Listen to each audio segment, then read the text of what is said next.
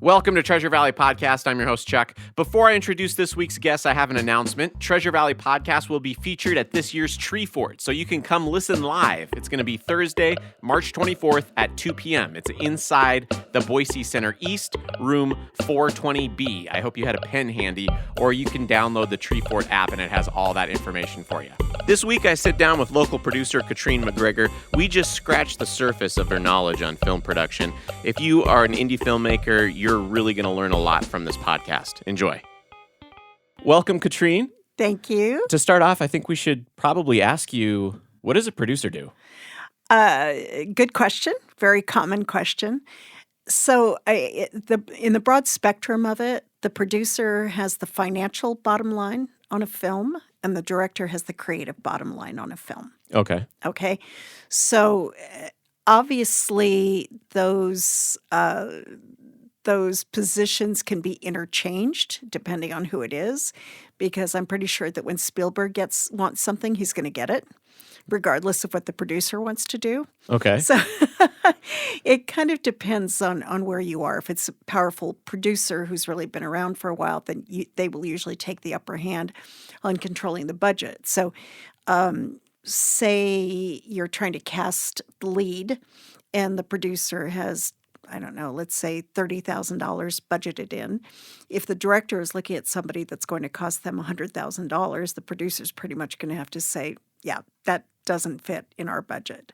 So there definitely can be some contention between the director and the producer. Okay. Because the director is trying to control the creative aspect of it, and the producer is trying to control the financial aspect of it. So it's basically you have a dream that a creative person is trying to shoot for the moon. Right. And the producer's job is to bring in an element of realistic The producer is shooting for staying on budget. Okay. They're shooting for the moon, and they're shooting for staying on budget. So what are some schedule. What are some of the productions that you've worked on as a producer? As a producer, I did a movie called From Bubba with Love that was a lot of fun, that was shot in North Carolina. I've done a Nigerian movie, which was really interesting, working with Nigerians, because they lovely, lovely people. But Ernie Hudson from Ghostbusters, do you know who Ernie Hudson is, the black guy from Ghostbusters? Yeah. Ernie was on the show, and he was like, oh, they're totally going on African time. It was like call time, give or take 5 or 6 hours. So, oh, my goodness. Yeah, it was pretty fascinating.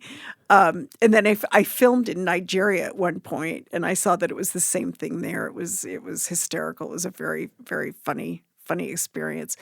I have produced 40 episodes of a naturopathic TV show. I just produced a movie called Fugued Up that's getting ready for distribution. Which is a lot of fun. It was written by Bill Doty and directed by Bill Doty, who owns Sinestro Creative here in town. A lot of different kinds of things. I'm getting ready to do a faith-based documentary. So my career has been very sporadic and very broad. Sporadic because it's been partially producing, partially casting. Okay. Writing.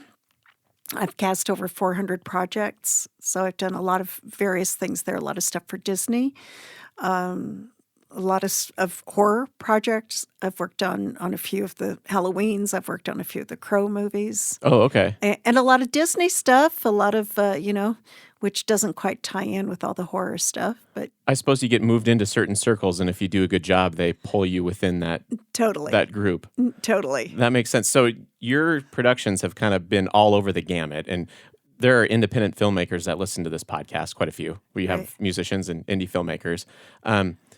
What advice could you give an indie filmmaker as far as how to approach something when they're just starting out? So one of the things to look at within yourself is, are you a film hobbyist or are you a filmmaker? The difference between the two, and this is kind of my pet peeve with most universities and film programs, and I'm so thrilled to be teaching at BSU right now because I'm following through a little bit with the vision that I see, what a film school needs to do. A film school needs to take you through the pre-production, the production, the post-production, and the distribution of a project.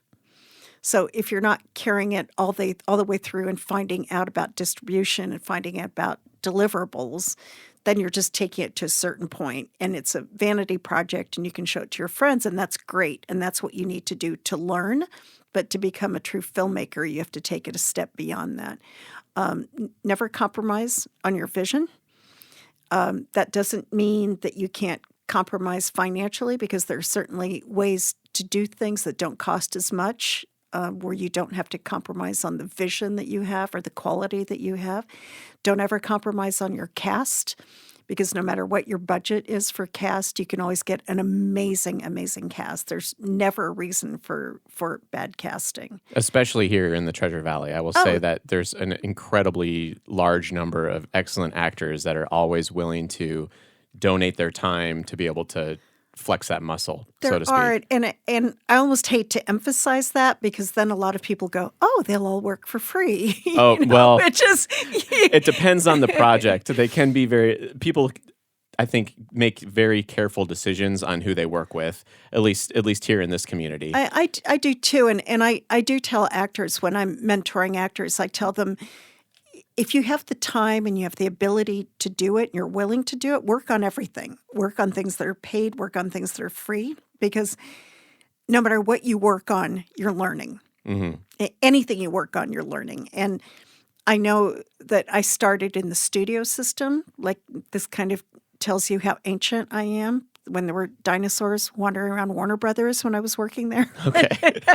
I think you painted a good picture. But Is this before DVDs? Yeah. Oh, yeah. Okay. Oh, yeah. My first two movies were Carrie and Blade Runner. Oh, okay. Okay. So I went from doing Carrie and Blade Runner to then going on and doing independent films that weren't quite as good. I learned exponentially more on the bad films. I shouldn't say the bad films, but the super low budget films. Okay. Because on the studio films, things run so smoothly.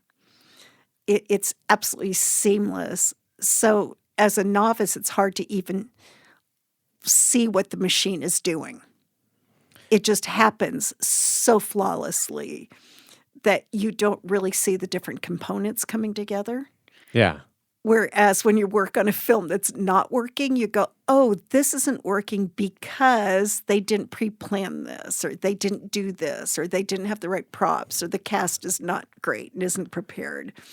So I tell actors, I say, if you have the time to work for free, do it, because it's all a learning experience.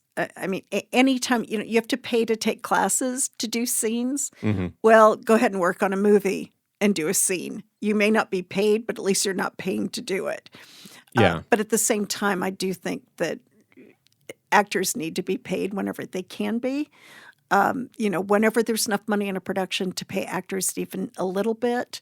I'm going to be very, very happy when the Treasure Valley sees people making more, when we see people making more SAG movies. Mm-hmm. And they're getting SAG wages, even if it's on the lower budgets. That will make me very happy, because I think that a lot of actors here have paid their dues, and they're ready to move into more solid jobs, acting-wise. You kind of touched on several different subjects there that I am interested in talking to you more about. The difference between filming in Idaho versus filming somewhere where film is much more heavily ingrained, but also the fact that the way a studio works is something I'm totally unfamiliar with. I would imagine a majority of the people here in Idaho are completely unfamiliar with that difference in working in a position where you have limited responsibility versus trying to run and gun and make something all on your own. What are some of those key things that you learned when you were on a much lower budget production that you would advise people to keep in mind when they are first going out to try to take their script and turn it into a reality? Stay in your lane. Okay. That's a huge one. Can you elaborate on that a little bit? Yeah. So part of the beauty of working here is that, you can work on a film and you're hired to do X, but you end up doing a lot more things because people are needed in different departments. But I'll tell you a classic story. I don't know if you know Robin Meyer, who is here locally now, but she's worked for a lot of big productions before. She had started in the studios working as a PA, just as a regular PA. So when you're working as a PA, when the AD, yells quiet. Assistant director. Yes, the assistant director, yes.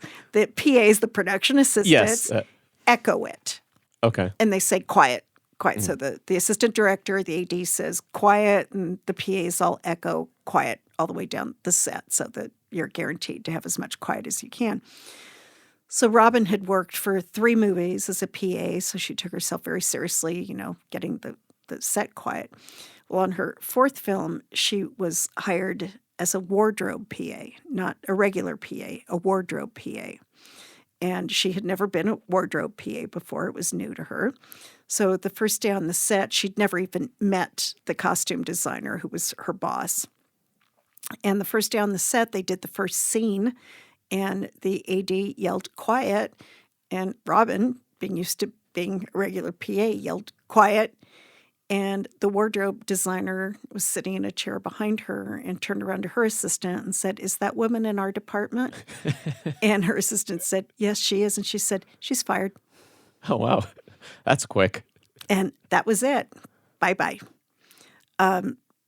You have to know what your job is. Yeah. And you stay in your lane.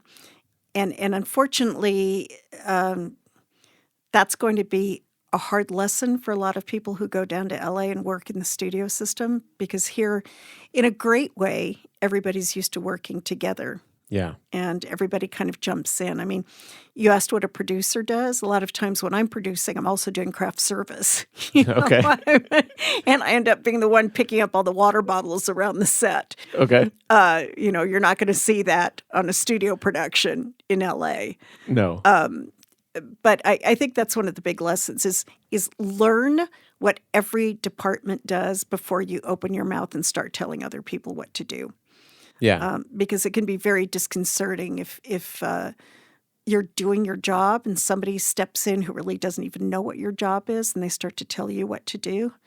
It's very frustrating. So I really encourage people to work in different departments, even if they have no intent of ever working in that department professionally again, just to see what that department does, because it will make them a better colleague when they're working with other crew members in the future. And you can downsize then and be able to pick up some of those jobs if you're working on something that you want to do on your own. If you have, let's say that you were in charge of helping someone that wanted to kick out like a low-budget film, or maybe even zero budget, minimal budget, and they had minimal staff. As far as the subject of staying in your lane, what would you recommend that a small indie film cohort would have, as far as, obviously you need the cast. I mean, that's a given, and that's just going to vary however many characters there are in the script. But as far as like crew is concerned, what would or maybe you probably have stories where you have that sweet spot between having, it's not too many people, it's not too few people to where everybody's stressed out, but we have just the right amount of people that are filling just the right amount of roles to get this thing done. I actually think that a lot of times a lot more gets done with a small crew. Okay. And I think one of the most harmful things with having a bigger crew is that more things can slip through the cracks. So I encourage anybody making a film, the producer of the film, no matter how low budget, to very carefully define what each person's responsibilities are. So no matter how small or how big the crew is, they should know exactly what they are expected to do so that there are no surprises on the set. Because a lot of times people can make an assumption that, well, I hired you to do so-and-so, so I just assume that you would understand that you need to follow through and do so-and-so. Well, no, you never made that clear. So I think it's very, very important, especially with a small crew, for everybody to know exactly what's expected of them, even when it comes to wrapping at night. I mean, you're a PA. Yes, you're a PA. We want you to stick around at night and help wrap up with camera crew and help wrap up cables and carry it outside. I think that where most problems come from is when things are not defined.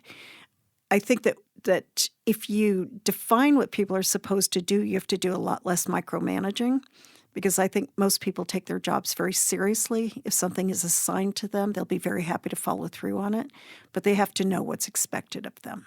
That's really solid advice.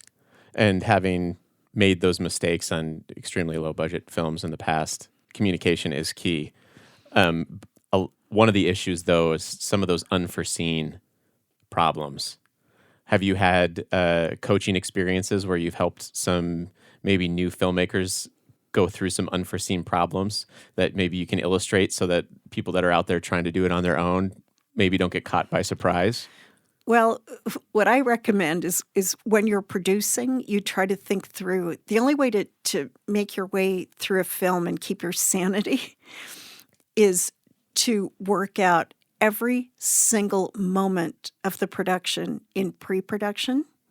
You think ahead through the entire production, because then when things come up that you didn't anticipate, you'll be ready to handle them. Because if you're still trying to make your way through what you need to do on a day-to-day basis and then a problem comes up, you're going to become completely overwhelmed.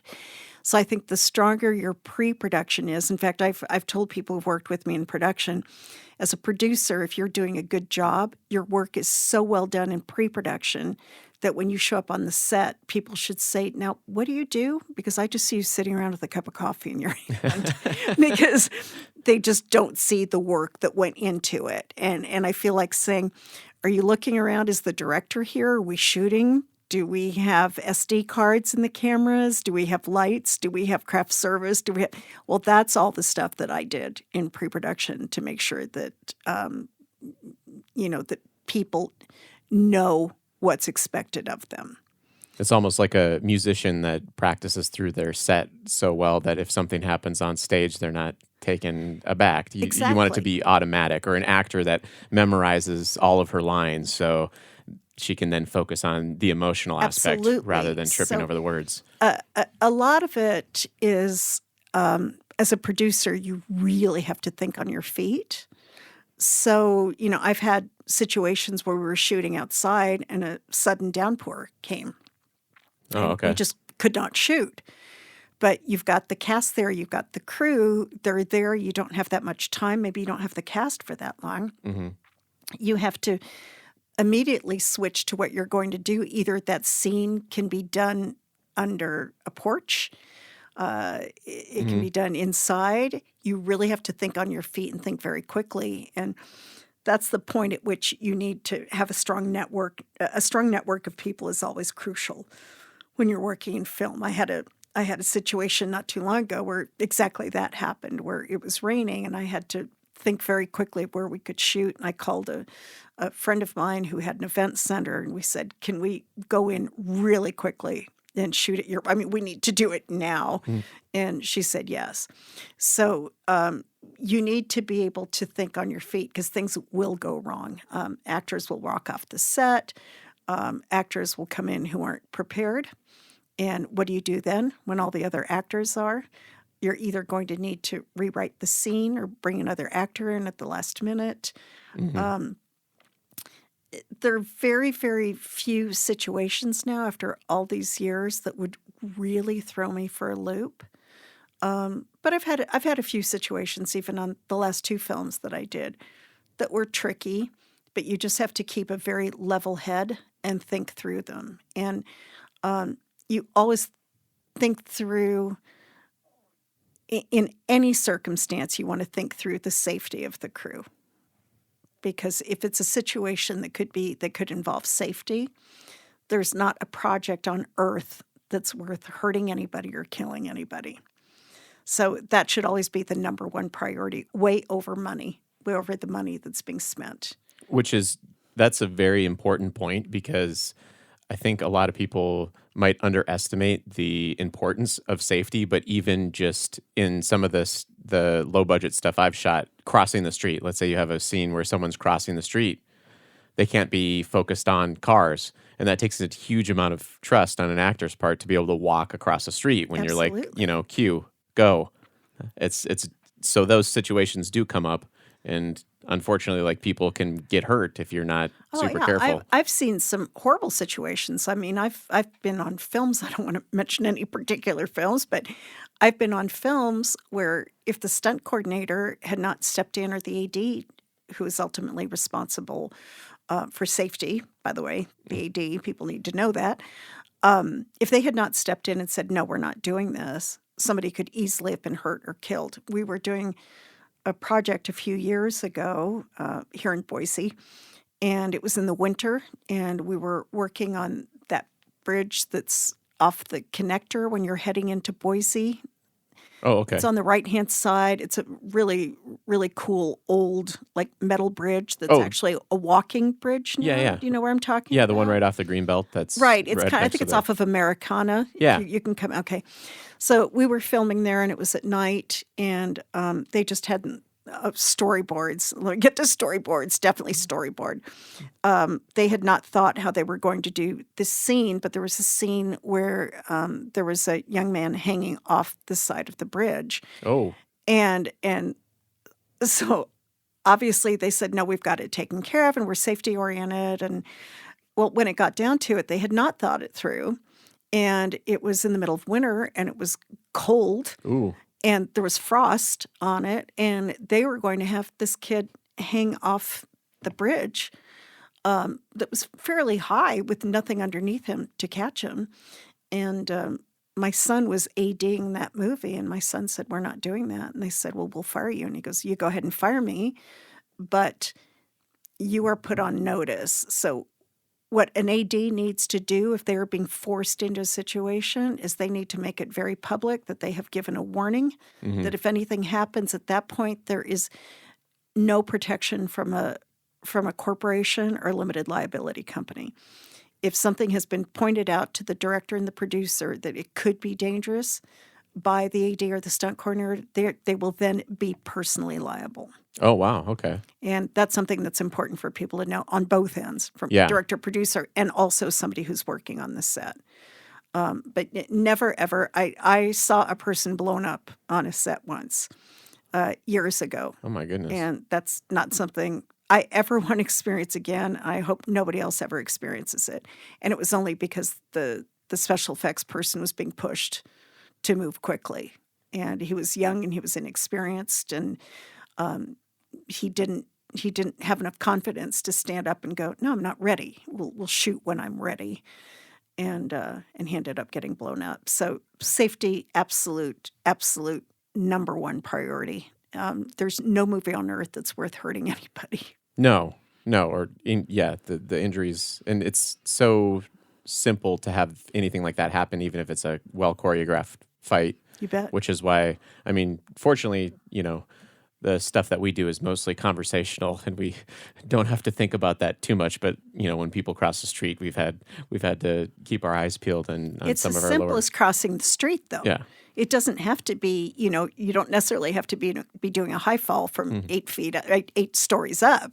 Yeah. It can be something as simple as crossing a street and somebody getting hurt. I mean, what was the movie a few years ago where the person got killed on the railroad truss because they were on a railroad bridge and they did not have permission. They had asked permission from the owners, and the owners said, no, it's too dangerous, and they went ahead and shot anyway. Oh, my goodness. And somebody was killed. One of the camera assistants was killed. And, the number one thing is that somebody got killed. That's the most horrible thing ever. But the liability at that point, I mean, those people will probably never work again. No, it'd be done. That's and it's really actually impossible right now to get the train schedule, because I was trying to shoot a scene where people were waiting at the rail yard, and for security issues, the train won't tell you.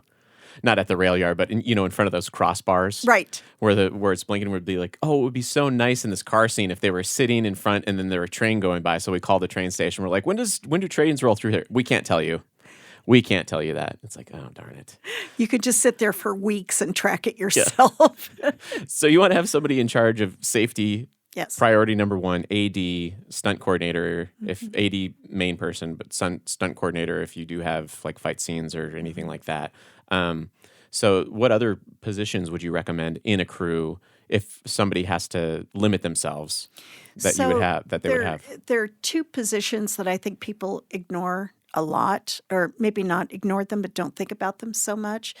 You know, you always think about the DP. You have to have somebody shoot it. You have to have somebody direct it. And you have to have actors. And you have to have all of that. I think a lot of people don't think enough about DIT. And I highly recommend that both any kind of digital data and audio data be backed up on 3 separate drives. Okay, yeah. 3. Not 1, not 2, 3. It's a lot of data now, too, to back that up. It's ridiculous. So you need to have somebody on set who understands the labeling process. What does DIT stand for? You know, there are different interpretations of it, but it's pretty much, you know, I is information and T is technology, director of digital, director. Yeah. Digital information technology. It's like ADR has several different. Oh, yeah. You know. Automated dialogue replacement. Right. Right.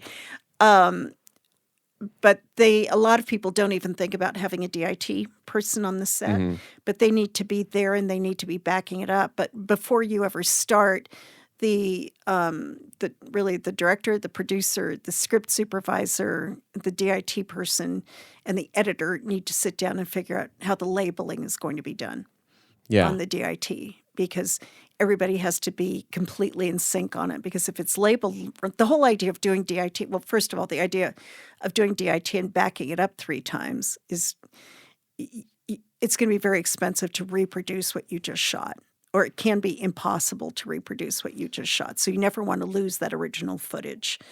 And it's easy enough for a file to become corrupt. So you always want to do 3.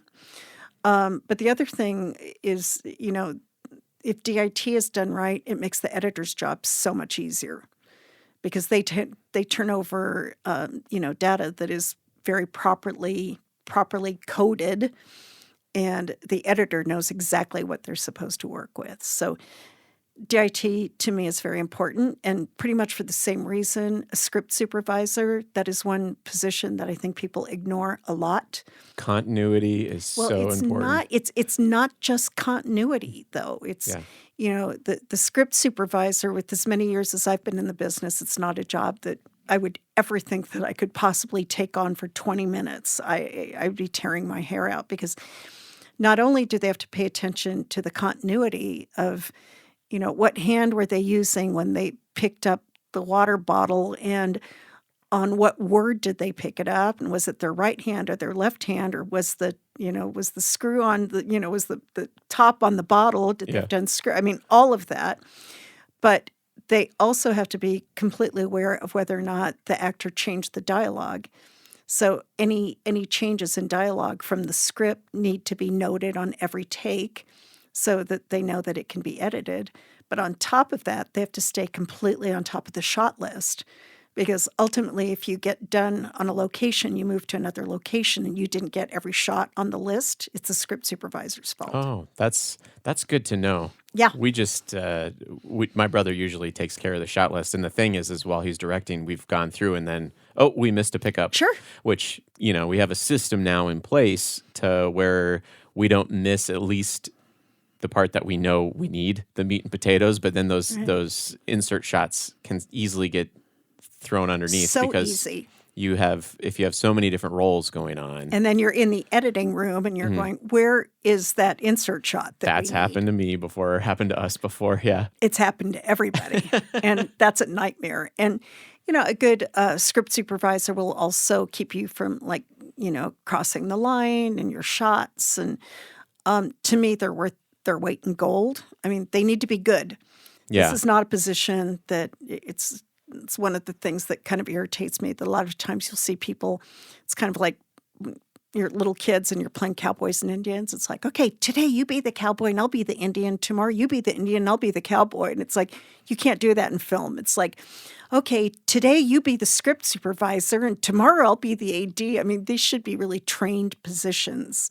Yeah. You know, you shouldn't claim that position unless you really know what you're doing, because a script supervisor that doesn't know their job, it can kill a movie. And a good script supervisor, like I said, is worth their weight in gold. One of those jobs that you don't even really necessarily notice that they're there. Right. Like you were saying, when the producer does the job ahead of the time. Somebody who can probably sit, focus while paying attention. Even if it's mundane, whatever is happening. Exactly. Being able to do that would be hard for me. Definitely. Yes. Definitely. Just to have that, somebody with ADHD, don't be a script supervisor.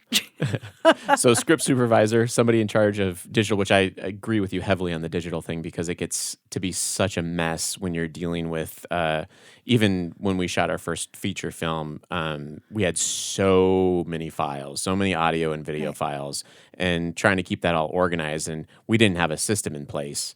And so it turned into a really long process on the back end trying to get everything clipped together. You waste literally weeks if you don't have a good, a good filing system set up. For your DIT. Like they always say, an ounce of prevention is worth a pound of the cure. Absolutely. So DIT and script supervisor, is there any other positions that you think are overlooked? People always, they'll ask me, so is your position the most important one or is the director the most important one? And I tell them film doesn't work that way. It's not a hierarchy. It's very much a lateral thing where try making a movie without craft service. Yeah. You know what I mean? Yeah. I mean, to me, no matter how low the budget, one thing you have to do is feed your crew well. Mm-hmm. So make sure there are bathrooms where you're going to shoot too, because So when it comes to crew, tell me who's disposable on a crew. No one is disposable on a crew. So everybody that's working is important. Everybody that's there, if somebody is doing wardrobe and they have the wardrobe with them and they don't show up, you can't shoot. Mm-hmm. The camera guy doesn't show up. So I think every person that you have on set is very important. And I think that you really need to look, when we're casting, we do chemistry reads. So we may look at a male, let's say that the male actor is the lead, but he has to have a strong female co-star. The casting will probably get down to 3 or 4 final people on a bigger project. Mm-hmm. And from there on out, it's a chemistry read between the actor and the actresses to see where the chemistry How do you do best. those? They read together. Okay. And it's just it's just like when you meet somebody, if there's a chemistry or not. Mm-hmm. And it's pretty tangible when it's on film. And it's the same thing with a crew. I think if you have a crew that doesn't fit together well, it's going to show up in the film itself. I think that you need, when you're putting a crew together, you need to think past what the person can do or what their experience is or what equipment they can bring to it. I think you have to think whether or not that crew is going to be able to work together. Because if they don't, it can be a nightmare. And a crew that works together well, things run absolutely seamlessly. Yeah, I could imagine how if you have 5 people or if you're, on a small production, it might be better to have only a few people that work well together rather than, 7 or 8 people that... Absolutely. And, people talk about nepotism in the business, and it's like, well, how do I ever break into your group? You always hire the same people. Well, nobody's going to argue with that. Mm-mm. Because if it ain't broke, don't fix it. Yeah, I was going to say that's kind of funny that you mentioned that, because I think any field that I've ever worked in, everybody's always been concerned about nepotism or bringing friends in. But to me, it makes perfect sense that you would never switch something out if you already have the connection with that person, or you know them from outside, or their, because a lot of times, at least for me, if I'm working with somebody that I've met through a friend, we've already hung out. We already know that we have that chemistry together. And so it's such an easy transition for them to be able to bring their expertise on or whatever skill set. And if it's people that show up, they do the job, they do it pleasantly, because it really takes one rotten apple on the set to really change everybody's mood. I'm sure you've seen that. Yep. Not naming names, but I'm sure you've seen that. Yeah. So you really need to be careful about the group that you put together because it really can truly become a family. And I'm sure you've had those experiences where the film ends and you're like, oh no, I don't want this film to end because it's been so great. Yeah, it can be, you get that flow state going, right? And everybody's having fun. But as a producer, I think it's super important to bring the right components together. It's not just talent, it's personality as well. Yeah. Yeah. And so you connect that. Oh, totally. That's a producer's job along with totally the business. That's a huge part of it for me. The glue, so to speak. Because you do have so many people that have those isolated talents, like you say, where it's not anyone that's good at what they do, whether it's audio, visual, acting, organizational, they can always just jump and find something somewhere else to work if they don't like the director or they don't like the cameraman or they don't like the AD or whatever, and vice versa on all those different positions. It's those skill sets that you learn are so universally needed on so many other people's projects, right? That you can just bounce around. So, on the business end, do you have any advice for filmmakers? Like, let's say once the film is done, and they don't want to share it with their friends, or they do, obviously. Like, hopefully you share it with your friends. Hopefully you're not that embarrassed by it. But let's say that they do want to like push to the next level. So I think there are a few things to keep in mind. So. There are probably a lot of your listeners know Mike Goff, who's a local filmmaker. I don't know if you know him or not. I haven't met him, no. I just adore Mike, one of my favorite people in town and very talented. But several years ago, he did a documentary called Add the Words. Okay. I don't know if you've heard of that. It was about, so it was about, verbiage in the Idaho Constitution about the LGBTQ plus community. And he went out and filmed. He really had no vested interest in the topic, really. He just felt it was fascinating to see so much passion on both sides. Mm-hmm. So he grabbed his camera and decided to make a documentary and won many awards with it, really did very well. And while they were in the film festival circuit, there is a company from LA who approached them to buy the film for substantially more than they had put into it, which is unusual for a documentary. It's hard to sell a documentary. Yeah. So I guess the first probably step is like be prepared not to get your money back. Oh, with the documentary, or just anything. Any film. It's like and good luck explaining that to your investors. But so he was all excited. It was like, oh my God, there's a distribution company that wants to buy our film. First question, very simple. Show me the releases of all the people that you interviewed. Ooh. Yeah, not one. Oh, my goodness. So I know that it just seems like there's so much glory in just grabbing your camera and going out and making this great film, and it's your passion and it's all that. But you have to think about the legal part of it. Yeah. You have to have a release on every single person that you see on camera. Every single person. The crews that work for me, when they sign their start paperwork, a photo release is included because we're probably going to see them in the BTS shots. Yeah. And I need the releases from them for the BTS shots to be able to get distribution. Yeah. So it's crucial that you have all your contracts in place. Every location needs to have a release. Every piece of artwork, original artwork, has to have a release from the artist. You can also very, very, very easily go online and find out what the deliverables are. So I would recommend going to either Netflix or Indie Rights. Indie Rights is a good one. You can go to their website, and their deliverable needs are right on their website, so you can download it. And it will tell you exactly what needs to be delivered to them in order for them to even consider distributing your film. So it gives you all the technical specs, both for audio and for camera. Your project will most likely have to go through QC, through quality control. There are companies that do that. You can get a small feature on the very low end. The QC will cost about $1,000. And that's the first time through, and they will charge every time you put it back through. It will be less.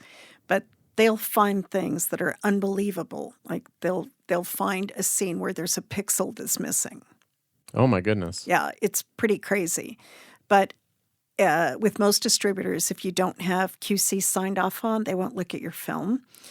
You also need to have closed captioning on your film, which is quite inexpensive. Yeah. And the other thing that a lot of people don't know to get distribution, and these are things that you need to think about when you're in post-production, because it costs a lot more to go back and do it afterwards, is you need to provide them with an M&E track. And an M&E track are your audio tracks broken down. The M&E tracks separated are for them to be able to make a foreign sale on your film.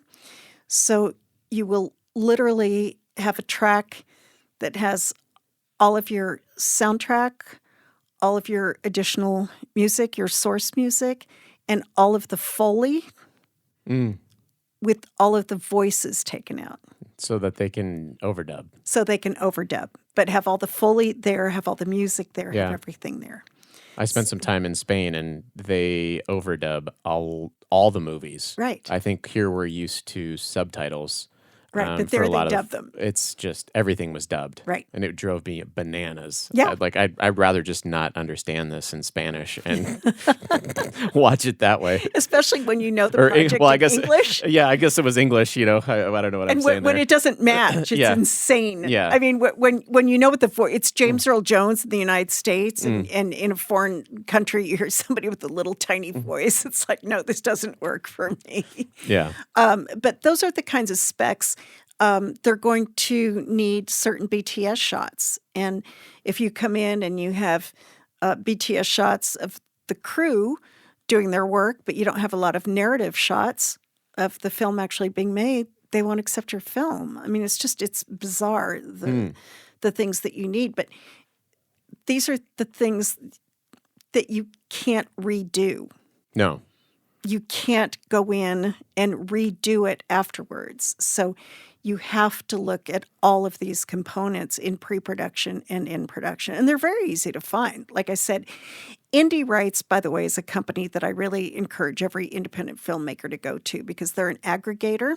Okay. So what they do is if they accept your film, they take it in, and you do need all of the components put together that I mentioned, all the deliverables done properly.